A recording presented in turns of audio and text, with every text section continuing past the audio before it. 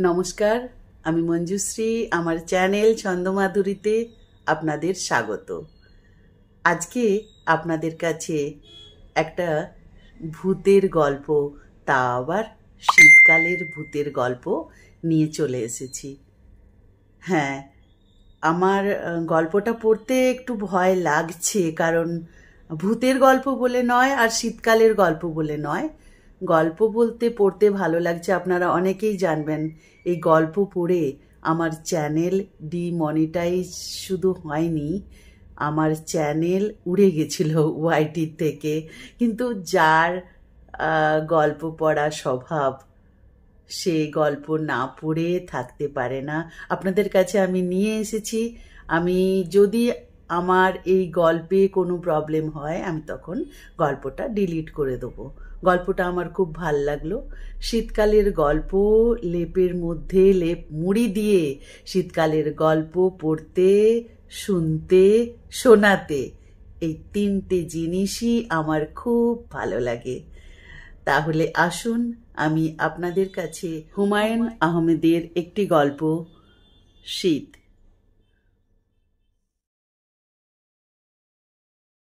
মাঝরাতে মতি মিয়ার ঘুম ভেঙে গেল। বুকে একটা চাপা ব্যথা, দম বন্ধ হয়ে আসছে।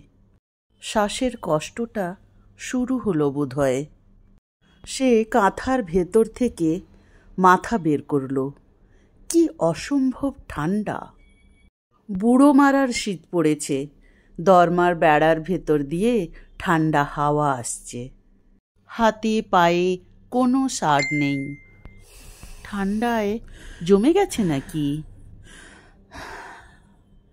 মতি মিয়া বড় বড় নিঃশ্বাস নিতে শুরু করল। শ্বাসকষ্ট শুরু হলে কিছুতেই ফুসফুস ভরানো যায় না। কেউ একটু হাওয়া করলে আরাম হতো। ডাকবে নাকি ফরিদের মাকে? মতি মিয়া উঠে বসবার চেষ্টা করল। আশ্চর্যের ব্যাপার, ব্যথাটা কমে গেল। নিঃশ্বাস স্বাভাবিক হয়ে এলো। ঠিক তখনই একটা অদ্ভুত ব্যাপার ঘটল। মতি মিয়ার মনে হলো কেউ যেন ঠিক তার কাঁথার মধ্যে ঢুকে যাচ্ছে। অশরীরী কেউ। সে হাত রাখল মতি মিয়ার পেটে। অসম্ভব শীতল হাত। সে হাতে বড় বড় আঙুল। একবার হাত রেখে সে হাত সরিয়ে নিল। মতি মিয়া ভয় পেয়ে ডাকল, বৌমা, ও ফরিদের মা।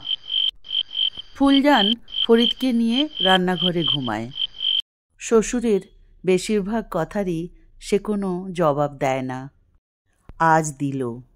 বিরক্ত স্বরে বলল, কি হয়েছে? কুপিটা ধরাও গৌমা, বড় ভয় লাগতাছে। ঘুমান দেহি। কে যেন আমার পেটের মধ্যে হাত দিল। স্বপ্ন দেখছেন? কার ঠেকা পড়ছে আপনার পেটে হাত দিব? ফরিদরে একটু দিয়া যাও আমার সাথে। দিয়া যায় গো মা। ও ময়না, খামোখা চিল্লায়েন না, ঘুমান। ও ফরিদের মা, ও বেটি। ফুলজান সাড়া দিল না। মতি মিয়া একটা দীর্ঘ নিঃশ্বাস ফেলল। জমাট অন্ধকার চারিদিকে। বেড়ার ফাঁক দিয়ে এক বিন্দু আলো আসছে না। হয় কৃষ্ণপক্ষ। তার ভয়টা কিছুতেই কাটছে না। বুড়োকালে মানুষের ভয় বেড়ে যায়। অকারণে গা ছমছম করে। বুড়োকাল বড় অদ্ভুত কাল। রান্নাঘরে অদ্ভুত শব্দ হচ্ছে। ফুলজান কি জেগে আছে নাকি? নাকি ইঁদুর? ইঁদুরের বড় উৎপাত হয়েছে। ফুলজান বিড়বিড় করে কথা বলছে। কে জানে, হয়তোবা কুপি জ্বালাবে। যতটা খারাপ মনে হয়, মেয়েটা তত খারাপ নয়। মায়া মোহব্বত আছে। মতি মিয়া কাঁথার ভেতর থেকে মাথা বের করল। কি ভয়ানক ঠান্ডা পড়েছে। এই শীতটা বোধ হয় কাটানো যাবে না। ভালো মন্দ কিছু এবারেই হবে। বৌমা, ঘুমাইলে নাকি? ও ফরিদের মা। কি কন? দুইটা কাঁথায় শীত মানে না। না মানলে আমি কি করুম? বুড়া কালে শীতটা বেশি লাগে, ফরিদ রে দিয়া যাও আমার কাছে। ও ফরিদের মা। ফুলজান জবাব দেয় না। ও ফরিদের মা, ও ময়না। লাভ হয় না কোনো। মতি মিয়া দীর্ঘ নিঃশ্বাস ফেলে ঘুমোতে চেষ্টা করে, ঘুম আসে না। বুড়োকালে এই এক যন্ত্রণা, একবার ঘুম ছুটে গেলে আর আসে না। শীতের রাত জেগে পার করা বড় কষ্ট। ফুলজানের দুটো বাচ্চা থাকলে ভালো হতো, একটাকে রাখতে নিজের কাছে। পোলাপানের গায়ে জবর ওম, লেপের চেয়েও ওম। মেসের আলী বেঁচে থাকলেও হতো, একটা জোয়ান ছেলে আশেপাশে থাকলেই ঘরবাড়ি গরম থাকে। মতি মিয়ার বুক হু হু করতে লাগলো। বুড়োকালে আশেপাশে একটা জোয়ান ছেলে দরকার। মেসের আলীর কথা তার বেশিক্ষণ মনে রইল না। কিছুক্ষণের মধ্যেই তার খিদে লেগে গেল, অথচ খিদে লাগার কোনো কারণই নেই। শীতের শুরুতেই ভাতের কষ্ট দূর হয়েছে। ফুলজান রোজ দারোগা বাড়ি থেকে ভাত আনছে। একজনেরই ভাত, কিন্তু 3 জনের ভরপেট খাওয়া হচ্ছে। আজ খাওয়া হয়েছে ট্যাংরা মাছের তরকারি আর ডাল দিয়ে। এইসব ছোটোখাটো জিনিস তার মনে থাকে না, কিন্তু আজকেরটা মনে আছে। কারণ ট্যাংরা মাছের কাঁটা বেঁধে গেছিল, বড় কষ্ট হয়েছে। শরীরের কষ্টটা এখন বেড়ে গেছে, অল্পেতেই কষ্ট হয়। রান্নাঘরে আবার শব্দ হচ্ছে। ব্যাপারটা কি? ঘুম ভাঙল নাকি ফরিদের? মাঝে মাঝে ফরিদ চুপি চুপি চলে আসে তার কাছে। এর কাছে গুটিসুটি মেরে ঘুমোয়। বড় আরাম লাগে।